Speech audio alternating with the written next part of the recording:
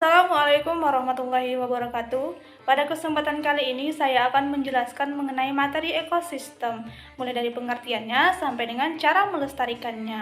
Nah, penasaran bukan? Untuk itu silakan teman-teman simak video selengkapnya. Selamat menyaksikan.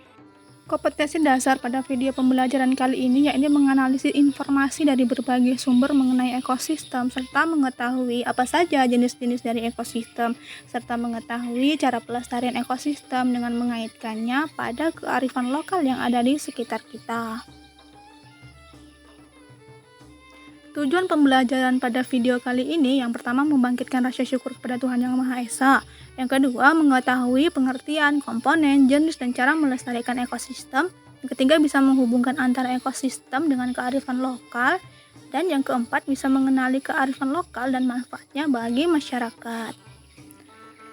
Kita masuk ke pembahasan. Yang pertama, pengertian ekosistem. Ekosistem adalah suatu hubungan timbal balik antara makhluk hidup dengan lingkungannya. Contoh, pada ekosistem hubungan timbal balik dengan lingkungan dan makhluk hidup seperti terlihat pada gambar, yakni ada seekor hewan kambing yang memakan sagu di mana alam memberikan makanan dan makhluk hidup mengambil dan juga mengelolanya. Selanjutnya ada komponen penyusun ekosistem. Yang pertama ada komponen abiotik. Komponen abiotik ini merupakan komponen ekosistem yang tidak hidup seperti tanah, air, udara, yang mana komponen abiotik ini membantu dalam kelangsungan pada komponen biotik. Yang kedua ada komponen biotik. Pada komponen biotik ini terdiri dari organisme hidup. Ada beberapa organisme seperti organisme autotrof yang dapat membuat makanannya sendiri, contohnya pada tumbuhan. Kemudian organisme heterotrof ini merupakan organisme yang mendapatkan makanan dari organisme lainnya.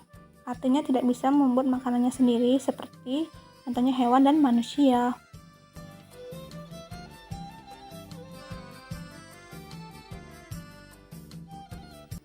Selanjutnya ada jenis-jenis dari ekosistem. Ada dua jenis. Yang pertama ada ekosistem alami, yang merupakan ekosistem yang terbentuk secara alami, yang merupakan ciptaan Tuhan Yang Maha Esa, yang tidak bisa diciptakan oleh manusia seperti hutan, sungai, laut, gunung, dan lain-lain. Yang kedua ada ekosistem buatan. Pada ekosistem buatan ini memiliki tujuan seperti untuk memperbaiki ekosistem alami yang mengalami kerusakan, atau bisa juga dijadikan sebagai sumber penghasilan, seperti hutan hasil produksi, yakni hutan sagu dan juga sawah, dan dijadikan sebagai mata pencarian masyarakat sekitar.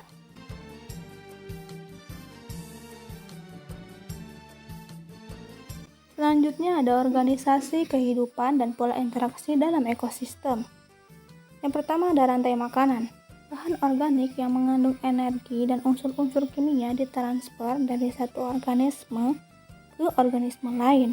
Ini berlangsung melalui interaksi makan dan juga dimakan, di mana organisme yang dapat memproduksi makanan ini disebut sebagai produsen. Dan yang tidak dapat memproduksi makanan ini disebut sebagai konsumen. Terkait hal konsumen, ini ada beberapa tingkatan konsumen. Yang pertama ada konsumen primer, organisme pemakan produsen atau disebut sebagai herbivora. Ini berada pada tingkatan kedua dalam rantai makanan. Yang kedua ada konsumen sekunder, yang merupakan organisme pemakan herbivora yang disebut sebagai karnivora. Ini berada pada tingkatan ketiga dalam rantai makanan. Dan yang terakhir ada konsumen tersier, yang merupakan organisme pemakan konsumen sekunder yang disebut sebagai karnivora besar. Contohnya pada hewan elang dan harimau. Ini berada pada tingkatan rantai makanan teratas.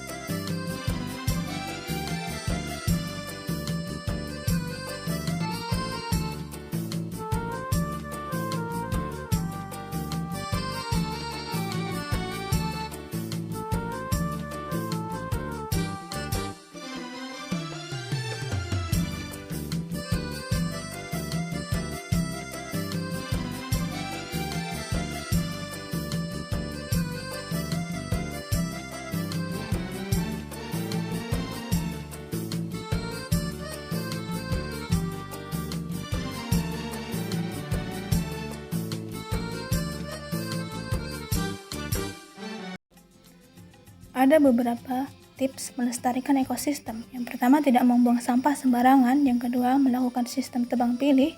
Yang ketiga, tidak menangkap ikan dengan cara yang membahayakan ekosistem laut. Yang keempat, mengurangi pemakaian bahan bakar fosil dan mengurangi penggunaan deterjen yang berlebihan. Yang kelima, membuat kebijakan untuk menjaga kelestarian dari ekosistem itu sendiri.